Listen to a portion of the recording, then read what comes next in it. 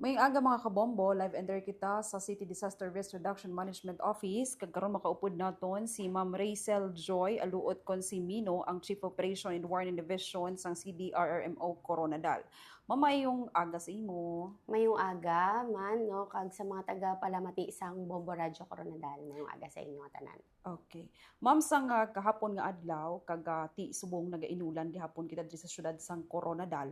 Kamusta ma'am ang assessment sang CDRM office sa aton nga diri sa syudad sang Coronadal? So may ara kita sang situational report nga ginakuha sa mga barangay every 4 to 6 hours. No, so ang mga reported rains is light rains lang man, hinay lang nga ulan. So far wala pa man sang reported nga mga insidente, landslide or whatever, wala pa man may na-report. And sa subong wala pa man sang class suspension nga na declare kay mahinay lang ang ulan, tapos ang mga estudyante ara naman sa school. So mas safe kung ara na sila didto. Okay. Di ko magpadayon ang pag-inulan, ma'am. Wala gihapon sang class suspension kay ti madamo sang nga ginikanan ang nagapropamangkot nga bisan aga pa nagaumpisa ang ulan nga wala naga-suspend ang klase. Ano ang inyong nga basihan sini, ma'am? May mga ginabasehan, abi kita pareha subong, hinay lang man siya nga ulan. So, hindi man siguro kailangan nga i-suspend ang klase kay syempre ara kita sa syudad. Hindi pareho sa iba niya lugar nga hazard-prone area nga may arasang landslide, ginabaha, kag medyo makusog-kusog ang ulan. So, diri sa aton sa Coronadal, tanan nga reported, halin kahapon sa amon nga monitoring sa mga barangay, is light rains lang siya. Okay. Meron bala kita sang ginabantayan ng mga barangay, ma'am, nga prone bala sa baha o kon landslide diri sa syudad sang Coronadal? May ara. Atong mga landslide prone naton, Assumption, Kakub, sa may Kadidang sa Barrio 5, and then ang mga flood prone naton nga mga barangay, kag ang aton nga Blue Creek, ginabantayan man na, no? So kung makita ninyo may markers, kita dira, katong may color yellow, orange, kag red. So may nakabutang man na nga warning, no, kung ano ang himuon nila, kung diin na naka ang tubig, ang level sang tubig. So ara na sa Barangay Zone 3, may ara man kita sang flood prone area, Barangay San Isidro, Barangay Carpenter Hill, kag may ara man sa Barrio 4. Okay.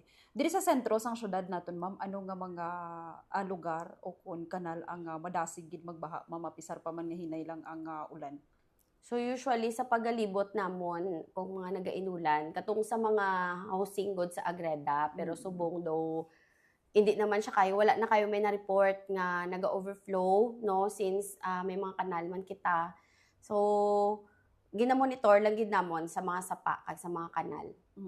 Sa inyo eksperyensya, ma'am, ano ang pinakadakong risgo kung magpadayon pagid ang inulan kung for example magkusog ang bunog sang ulan? Kung magpadayon pa ang ulan or magkusog ang tubig, no, kisabi may part kita diri sa Coronadal nga hindi man kusog ang ulan pero ang tubig kusog kay halin man sa mga bukid.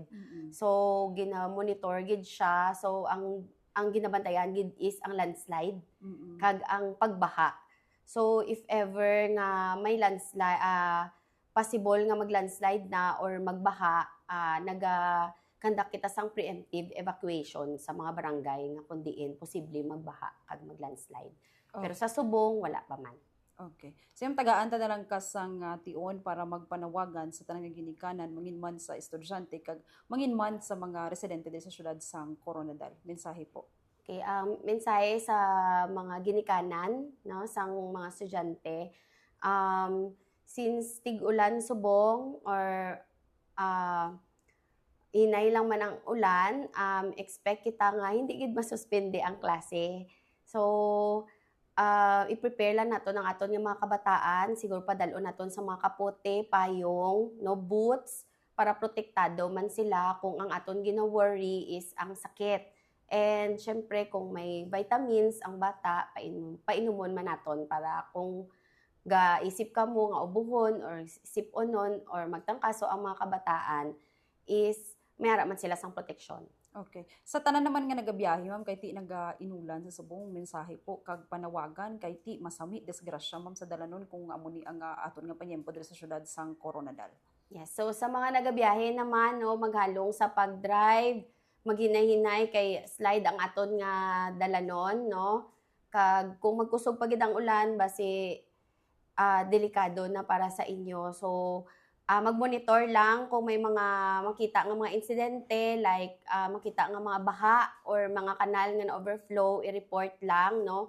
May ara kita sang hotline Corona 911, so dial 911 lang pag Globe or TM subscriber.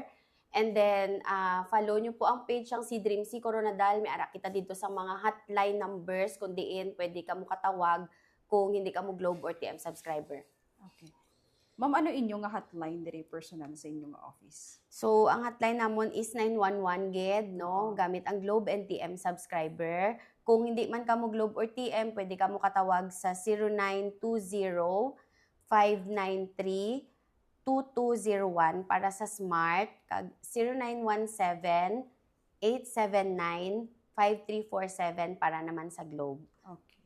Ma'am, madamo nga salamat ka. Good morning sa inyo. Thank you po.